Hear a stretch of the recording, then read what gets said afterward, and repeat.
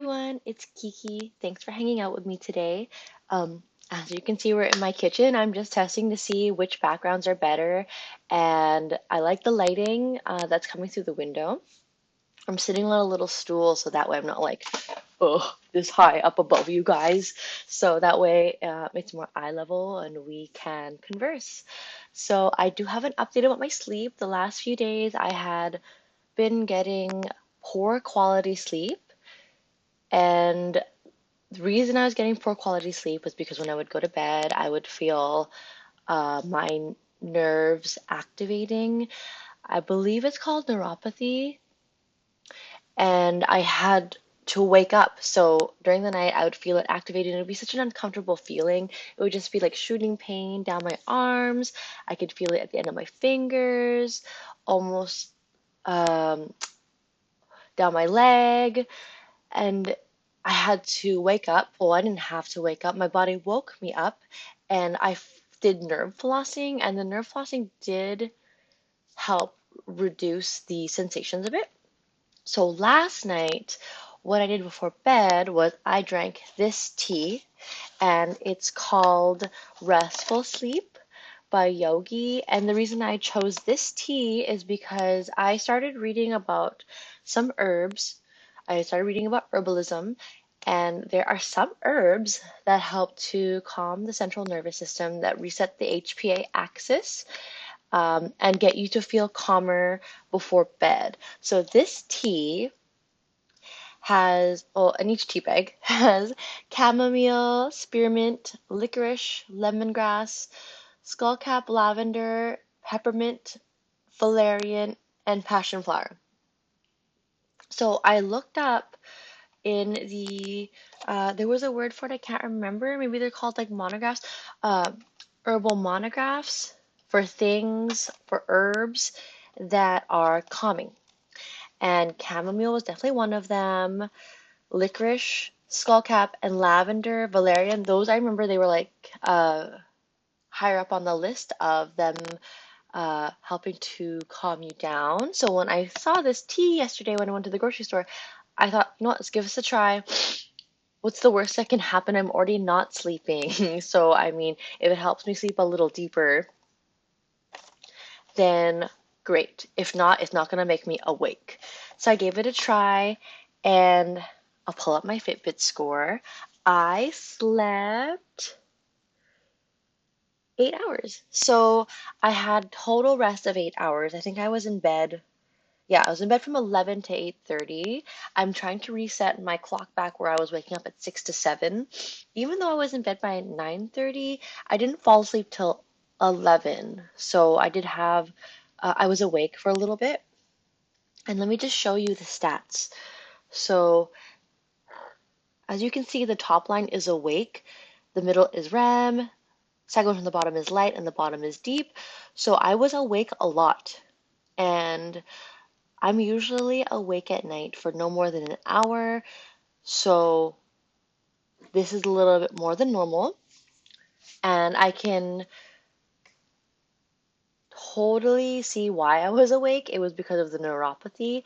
And neuropathy is when your nerves are having this uncomfortable sensation and you feel pain. Like you can feel it down your arms, you can feel it like in your fingers tingling or in your feet. Restless leg syndrome sometimes is sometimes people think it's restless leg syndrome, but it's actually neuropathy. So I'm feeling those tingling sensations when I sleep and it wakes me up. So what I do when I wake up is I do nerve flossing, which is a type of movement you can do. You can research it, look it up on YouTube. There's tons of nerve flossing videos. I'm not going to demonstrate it to keep the video short. And when I did the nerve flossing, it helped to reduce the sensation, although it was still there. It was very uncomfortable, but I was a little bit more calm. So those nerve sensations, not last night, but the night before, were really intense. And I drank this sleepy time tea and it helped to calm me a little bit. So I'm going to continue drinking this tea. I was drinking the other tea. Let me grab it. There's a bear on the front, so I think you're probably familiar with it. I usually drink this one for sleep. And what I'm going to do now is I'm actually going to drink this one for day, all day long, to help calm me down. It's not as not as heavy with the herbs as this one. So I'm going to use this one now for sleep and this one for the day to keep me calm and centered, because I have the guanfacine prescription and I'm wanting to do more natural modalities before I switch into the guanfacine because I read a lot of side effects. And what I'm using the guanfacine for, which is brain fog, is not always there. It's sometimes there, but then it goes away. So I do have bouts where it's gone, and I don't want to have to take a medication regularly. You can't take guanfacine as needed. You have to take it consistently for something that is chronic, but not every day. And I want to see if this works. If this works, I can avoid the guanfacine, which is about $105 a month. It's not covered by Pharmacare. And this is only $7, $8. So that's pretty good. $8 Canadian. And there are 16 bags in here. So I could get two, $15 for the month is cheaper than 105, and it's natural, and the side effects, you don't get the nasty side effects like you do with the guanfacine, such as like low libido and drowsiness during the day. So I would rather try something natural. So that's what I'm doing for sleep now, and I think it's actually working. And what else would I like to share with you guys? I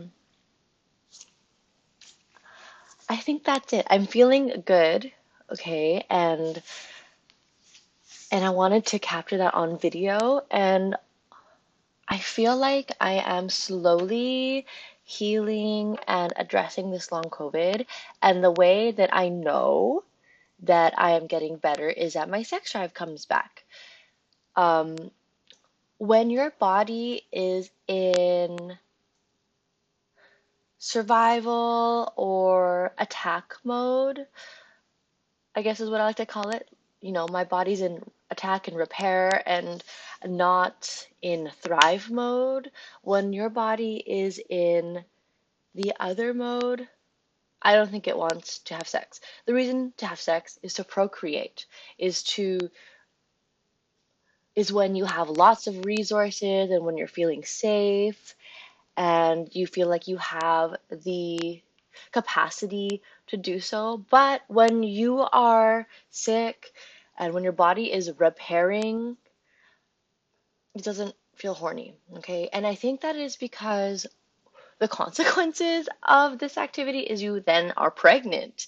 And if you don't have the resources, you can't take care of the baby, well, once it'll have a spontaneous miscarriage, um, and two, if the body decides to take the baby to term, like maybe, oh, maybe I can do this. Maybe I have enough resources. It takes the resources from you. So this is your body saying, I don't want to have sex right now because I'm feeling like I don't have the capacity. So when my sex drive comes back, which it has been coming back intermittently, that's how I know I'm also healing. So there's some signs there. You know, the brain fog is lifting. I'm feeling good.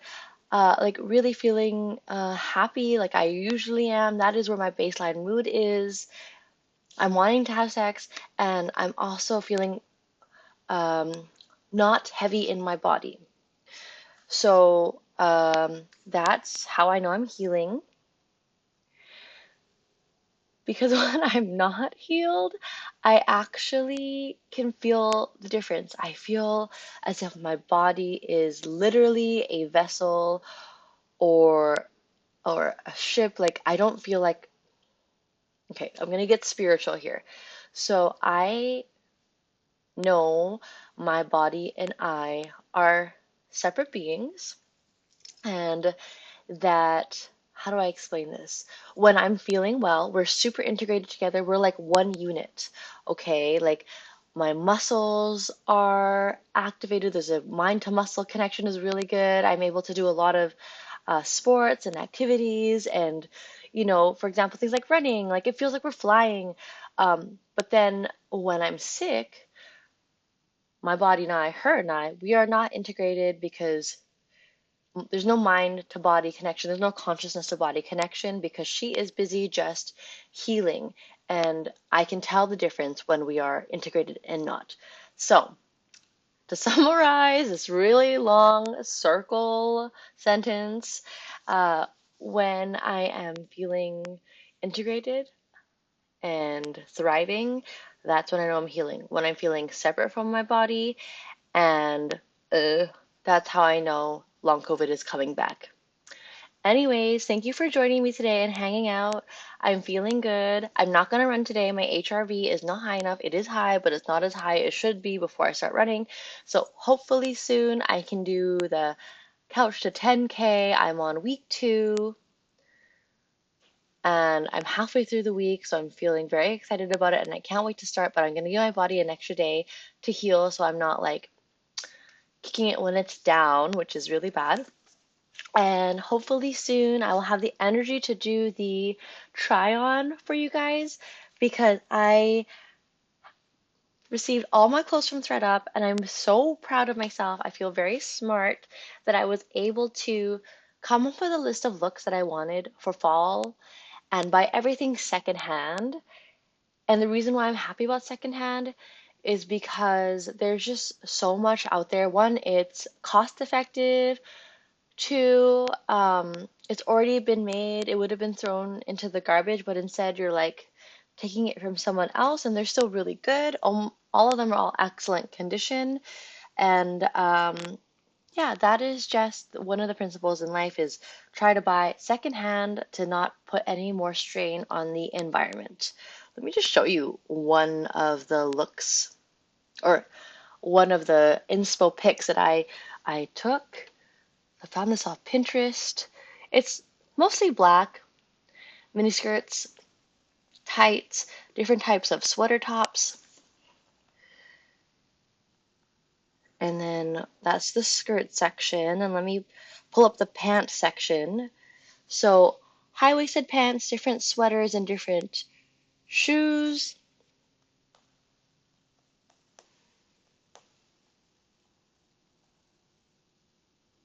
And one more for good measure. Anyway, so I got everything. Um, I already almost, I already have most of the things, so I just had to get a few things here and there. And yeah, so I'm really excited to share that with you guys. If there's anything that you would like me to talk about, long COVID, lifestyle, I'm into electronics, I am learning Python coding, I'm doing my BSc in physics, I love being outside, doing camping, nature things. If you want to talk about anything or ask me about anything, leave it in the comment below. Otherwise, I'll just talk about whatever comes to mind. All right. Well, anyways, thanks for hanging out.